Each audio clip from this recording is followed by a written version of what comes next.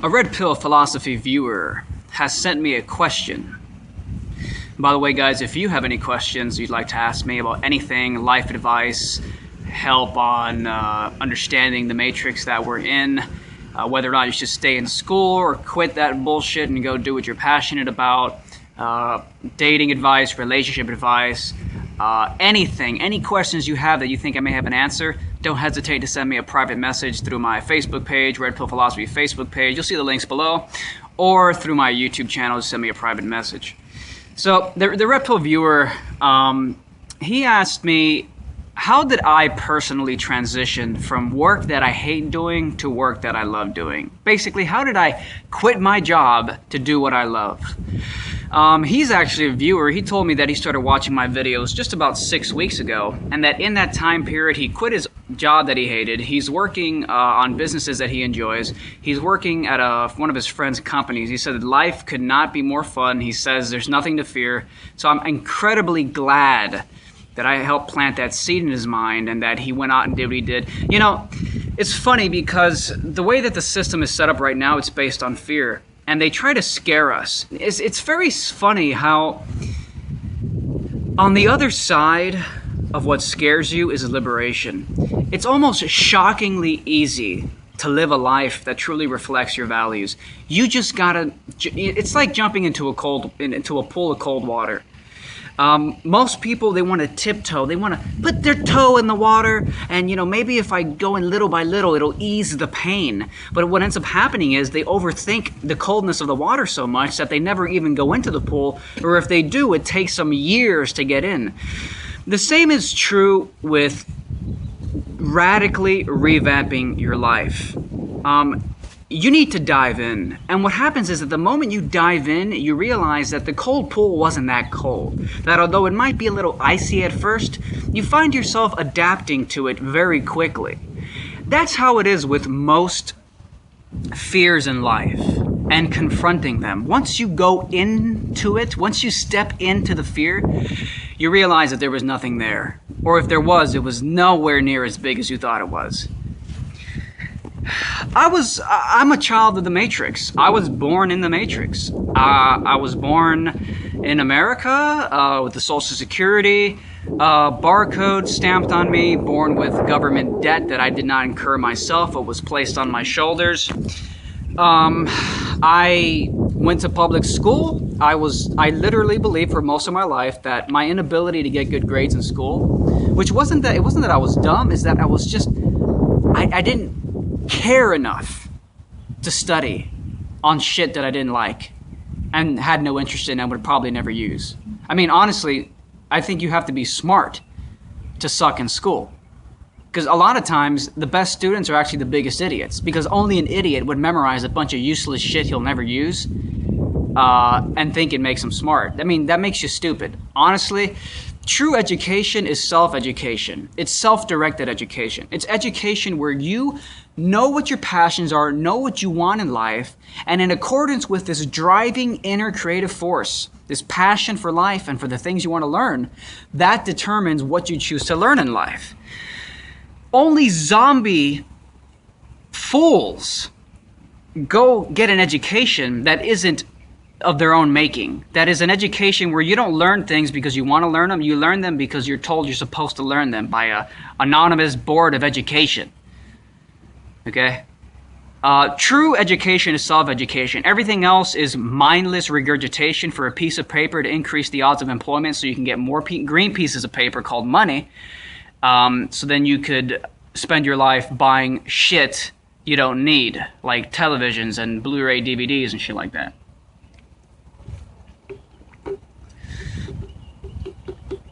So I was born in the Matrix, and as a result of that, I spent most of my life relatively miserable. My only enjoyment in life was an escapism. When you're not living a life you love, the only enjoyment you get is an escapism. So a lot of parents, a lot of times they'll be like, parents think that kids are naturally lazy and that we have to force them through school so they can become disciplined and hardworking. That's nonsense. When a lot of times when I try to convince people that school's shit, parents are like, well, if I don't force my kid to learn in school, he's just going to play video games.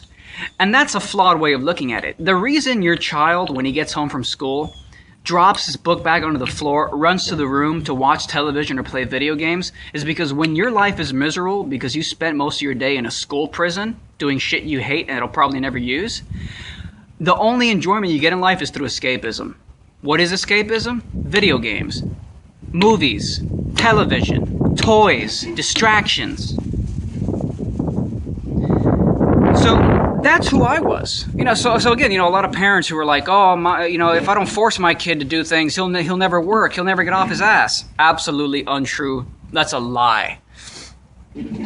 People spend their time wasting their time playing video games, watching movies, not because they're lazy, because it's the only enjoyment they get out of life, because they have been trained into a life of subservience, a life of servitude, a life of passive, subliminal slavery. So I was a child of the Matrix.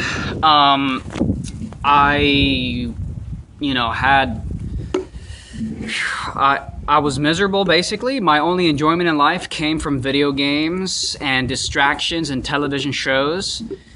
And then my first job was at a grocery store here in Florida. And it was okay. I had an interesting experience once. I remember I was actually excited about this grocery store job. And you motherfuckers, wait till you hear this story. I was excited about the grocery store job, and I was a bagger at this grocery store. So I was bagging groceries. And it was my first day of work. And I remember before you work, you have to go to like an orientation with the company so they can get you up to speed with the company values. And the lady who was heading up the orientation told us, she's like, sometimes when I clock off, when I get off the clock and I'm not being paid, I still like to hang around and help the cashier out and bag some groceries. That's how committed I am to my customers and this company. And I remember being very inspired by that. I remember I was like, wow, that's so cool. Talk about, you love your job so much that even if you're not being paid, you're going to sit there and you're going to nurture positive relations with customers, help people out. I agree, it is a bit naive to work and not get paid, but the sentiment, the theme is still there, and I appreciated that. So my first day of work, when I clocked out, guess what little old teenage naive Chris did? He clocked out and he started to bag groceries while he wasn't being paid. And I was like, this is so cool. Like, look at me. I like this job enough that I'm going to bag groceries even if I'm not being paid. Again, a bit naive if you're talking about, people should be paid for what the work they do. So technically, I would argue that there is more to being paid than just green pieces of paper. Who knows? Who knows how helping out when I'm not being paid money could benefit me? Maybe the cashier I was helping bag groceries would have been appreciative, and maybe she would have bought me lunch the next day. Reciprocating value, which is all money is. Money is just a transfer of value between people. Money is only a representation of value. Green pieces of paper that represent value. So when people exchange value, it's just human beings doing one favor for another favor. That's all it is. Maybe she would have bought lunch. So it's not just in the form of money.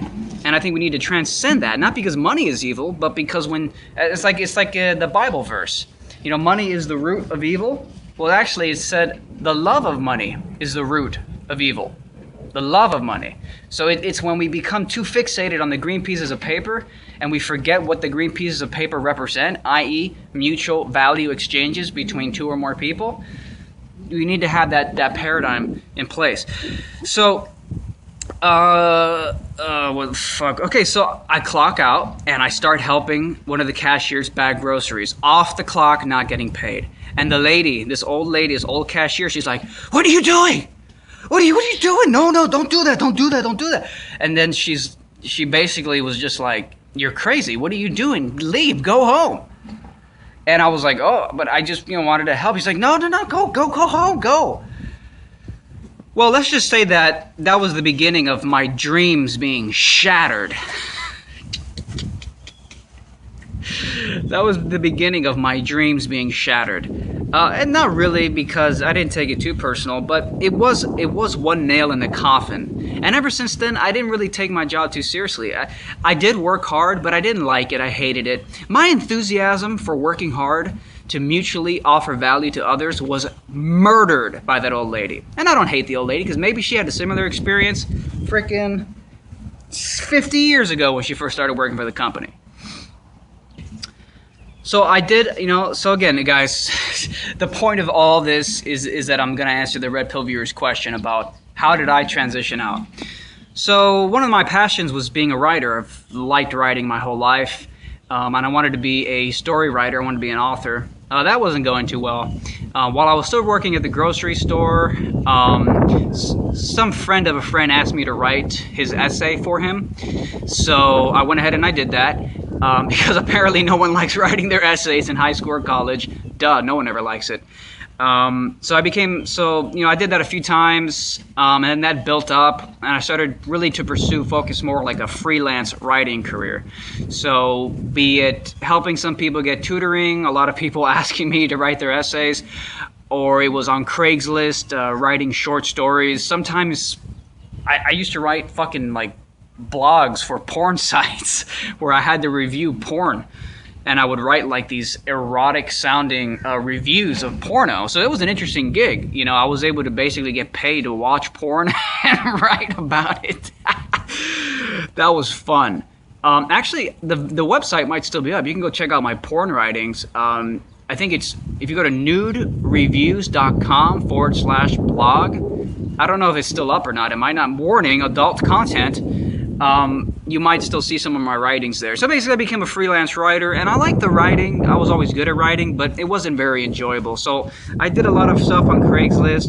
Eventually I got interested in like photography and camera work. So again, using Craigslist, I began to get gigs in photography, random stuff like covering local conferences and events. I did a few modeling gigs where I took pictures of models. I didn't model myself. I took pictures of models, just like random stuff basically is what I did, because I didn't want to go work at a 9-to-5, and I wanted to build my own freelance portfolio. I like the idea of working on my own schedule, or working in a more, being my own boss type thing. And being my own boss required not working for others, but working for myself. So Craigslist was a lifesaver in that sense. Because through Craigslist, I could go on there and I could find all types of random... One time I got a gig where somebody, it was some musician from like freaking Ohio or something, was looking for... They were going to do a music video here in Miami in South Beach, but they needed somebody who was familiar to find locations to film their music video. So I went ahead and I basically just chauffeured them for an entire night. They paid me like $100 for the night to basically just escort them through South Beach and find good locations to film their music videos, whether it was clubs or, popular destinations where there's, nice venues and stuff like that. So basically Craigslist was a lifesaver. It was a way for me to establish my own credibility as an individual with talent to offer people. That was all good and great, and I enjoyed that, but eventually Red Pill Philosophy came along, and this was a place for me to vent my creative interests, my creative passions, and this is now becoming about 50% of my income. It's 50% of my life, and it's fantastic, and I love it, and I hope it continues to grow. Nothing makes me happier than this shit. This is what it's all about right here. So that's the rough story of my transition from the slave life. And I don't just want to talk about my story, but I would like to give some insights about going. It's just, it's really sad. What's really tragic is how taboo it is to be your own boss.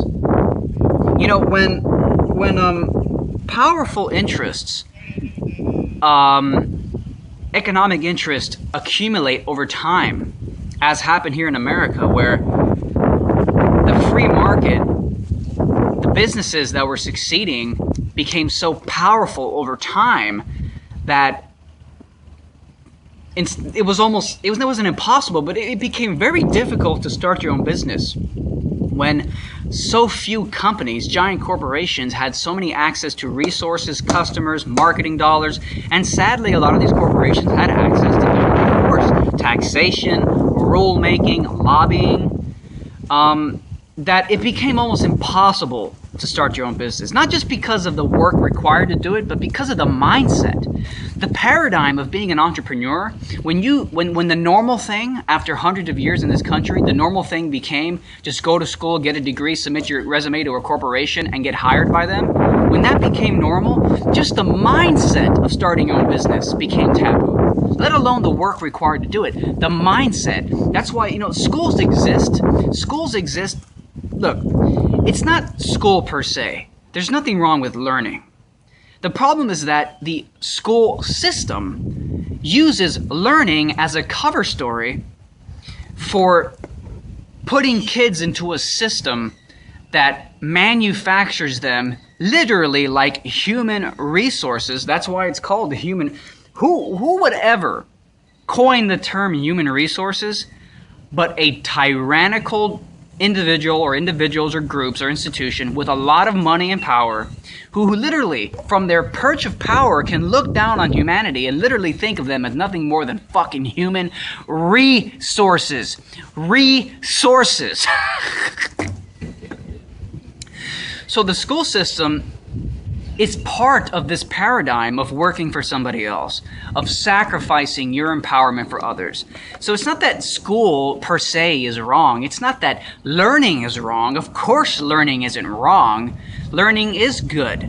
The difference is between learning the right things and learning for the wrong reasons, which is what I was saying at the beginning of this video. The difference between self-directed, self-taught, self-education and mindless regurgitation of useless, irrelevant shit you'll never use, which is just a cover for I'm in school only because I'm going to get a green piece of paper that's going to impress a corporation that's going to hire me so I can get money to buy a bunch of shit I'll never need, retire, and die. So the problem is that the school system isn't really about learning to empower you. School just uses learning as a cover story to manufacture and put a bunch of kids into the conveyor belt of the school system. Also, the kids can ultimately increase their odds of employment, not because they learn anything useful or that they care about, but because they have a degree that corporations say is a sign that you might be able to work for us. And the reason the corporations like the degree is because the degree is a symbolic representation of the degree to which you will work obediently for somebody else. If you went through the school system, if you regurgitated a bunch of shit you had no interest in, hated, and ultimately will never use, well, that really is an indicator. That degree is an indicator of the degree to which you would be a good, obedient slave. The reason corporations, the reason governments value degrees and diplomas, the primary reason is because it's an indicator of your subservience, your obedience. That's all it is. That's all it is. I mean, yes, there are elements of learning, but the main purpose of school isn't learning. That's the cover story. The true purpose of school is behavioral training. The true purpose of school is behavioral training. The true purpose of school is behavioral training, and the cover story is intellectual training, i.e. learning.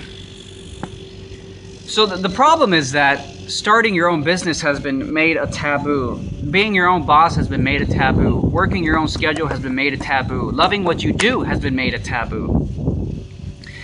And, that's one of the most important paradigm shifts to have, is to realize that you're not just some cog in a fucking machine. And I'll end it with this, because a lot of people tell me, oh, you know what, that's all wonderful, Chris, but not everybody can do what they love. I got kids, all right? I got bills to pay. Not everyone can do what they love in this world. There's not enough resources. There's not enough jobs. Well, let me just say that is total disempowered bullshit. And here's my simple proof.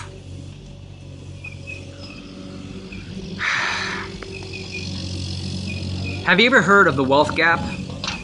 The wealth gap is the fact that there is a small group of people who have most of the wealth in the United States of America. And I'm sure this is true in other modern countries. The wealth gap is proof that there's more than enough wealth and jobs and economic opportunities to go around for you to find a job, to find a place in the marketplace doing what you love. The wealth gap is that a handful of people own billions and billions and billions of dollars. So much money, they couldn't even,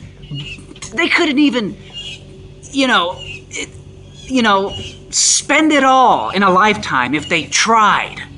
That's how much money they have. Okay? So, what is all that money? That money is the money that's going to be used to hire some guy to build a yacht for a billionaire who has nothing else to do but buy a fucking yacht. That money is untapped potential that could be used. The point is that there's more than enough manpower, resources, economic opportunity to go around. The problem is that you're not taking some of that for yourself by finding an opportunity to offer value in the marketplace. But there are plenty of them. And more than enough to go around. So much that the people with all the wealth who could be spending that on you, or as a derivative, as it leaks down, someone else could be spending it on your business and what you offer. It's not. Why? Because you just want to go work for somebody else for pennies when you should be working for yourself and developing these localized connections in your own environment. It's absolutely possible. There's more than enough resources and job opportunities to go around. It's a cop-out to say there's not enough. No, you've just been trained. You have zero momentum in favor of actualizing your potential. All your momentum from the day you stepped into public school is disempowerment, subservience, servitude, obedience. None of it has been in the direction of building momentum for empowerment, doing it yourself, actualization, self-actualization, empowerment, none of that. You just have to change the trajectory of your potential. Guys, thanks a lot for tuning in to Red Pill Philosophy. Now you can take the red pill literally. I know it's a podcast, it's videos, it's a metaphorical, iconic thing, but hey, now you can literally take the fucking red pill, which I think is cool just on the level of like the placebo effect. Just the fact that you're doing the iconic gesture of the red pill. You're literally taking a fucking red pill. That's cool on its own. Also, though, it has the red pill contains L-theanine. It's a supplement I created myself. It contains L-theanine, which is derived from green tea leaves. It induces creativity, calmness, groundedness, but also a state of lucidity. So although you're calm and you're grounded, and you feel at peace, you're not tired or drowsy. You're still very focused and lucid. L-theanine actually induces alpha waves. These are waves generated by the brain. Alpha waves are actually generated during meditation. So literally when you meditate, scans of the brain during meditation show that the brain generates alpha waves. And alpha waves, again, are associated with creativity, calmness, groundedness, but also lucidity and clarity, which to me is essentially God mode. Again, guys, the red pill is now available. Click the screen or click the link below. You're also supporting the work that I do. Leave your questions or comments. If you have any questions you'd like me to answer, send me a personal message on my Facebook page, a link below, or through my YouTube page. Take care, y'all.